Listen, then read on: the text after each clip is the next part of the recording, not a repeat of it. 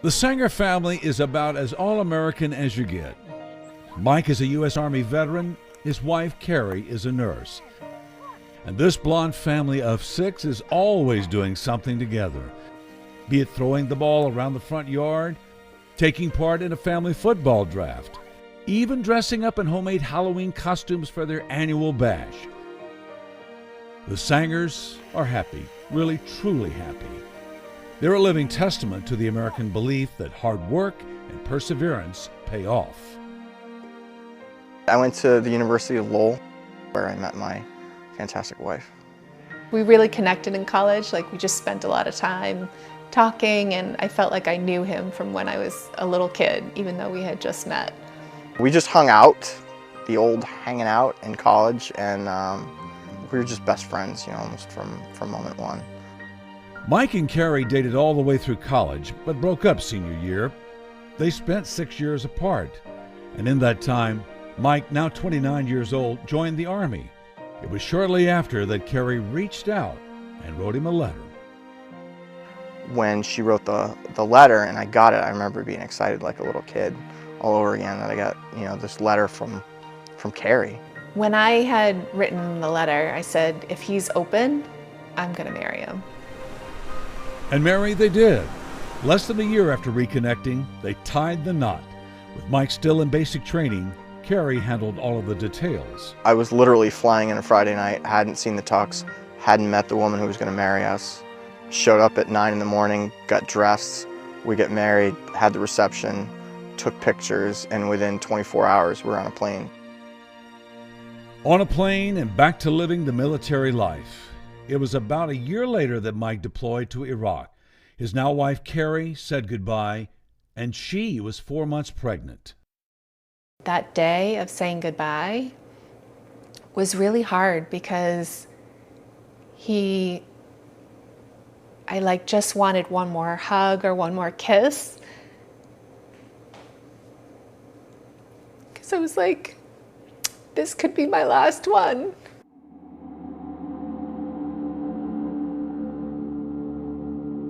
The military is very good at giving you an arena to just focus on the job that you need to do.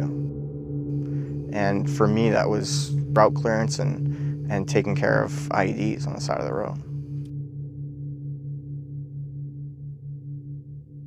I couldn't call him, obviously. I would send him pictures of my belly and do side shots and share with them how things were going on my side of things. And I just wanted to hear how things were going for him.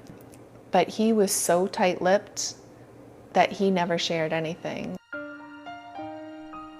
Carrie gave birth to the couple's first son, Alden, while Mike was deployed.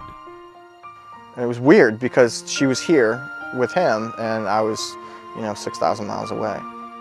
He came home on leave a few weeks later to meet the baby. And it was strange to come home, get off the plane, and she's standing there in the terminal with this baby that I'd seen pictures of, but I was like, oh my gosh, look at him. That's my son. After the initial shock, both Mike and Carrie say the visit went well. It was almost like a honeymoon. But before long, Mike was back in Iraq, where a trio of pivotal events awaited. We did lose somebody in July of 2007 to an IED. The night before he got killed, we were sitting around a fire just talking, just like you do. And 24 hours later, he was gone. 9 days after the death of his friend, Mike was shot. I got shot in the chest by a sniper. The round basically bounced off the side of my chest plate and took a chunk out of my pectoral muscle. It wasn't deemed bad enough to send me home, I guess.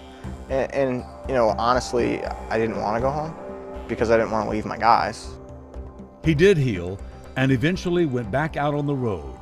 Mike expected to go home in December, but then news that his deployment had been extended. And that was just an absolute destruction to morale at that point in time.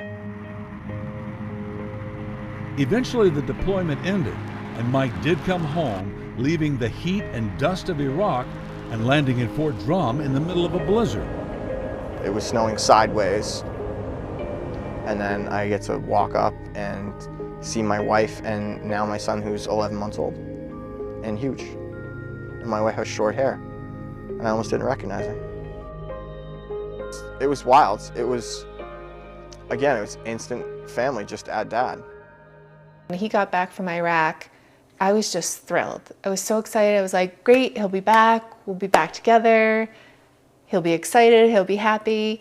And he came home and he was like, he was different. He was struggling and he couldn't figure out how to be, who to be. And that's when I was like, oh, so when they come back, when men and women come back from war, they're not just jump back into life. It just doesn't happen that way. Carrie came to home base first, attending one of their support groups for the Partners of Veterans. She found it incredibly helpful, and before long, she and Mike began to take advantage of the other services that home base provides. Mike went into treatment, and the Sangers began their journey back to life in color. I worked with Mike and Carrie Sanger for the better part of a year. Mike Sanger came to see me for medication evaluation. I was Mike's individual therapist. The Sangers experienced the kind of wraparound care that makes home base unique, all within one team of expert clinicians. I mean, this was really a case of the sum is greater than its parts. When I started treatment at home base, you could speak to me, but I wouldn't really hear you. Now he's interested in the kids and he's interested in me and he wants to talk and he wants to share. And They absolutely have fought their way back to a family that is happy, that feels safe. The Sangers tonight have a wish for anyone listening who is struggling. Find home base. I mean, it saved our marriage. Like, it really did. In the military, they teach you to just drive on, right? Just keep doing the mission, keep going, keep going, keep going. And the mission ends. I'm still in treatment once a month, once every 6 weeks. And it's allowed me to become the dad I am today. And the therapy and the care that I've gotten at home base has allowed me to be able to do that in ways that I never could have imagined.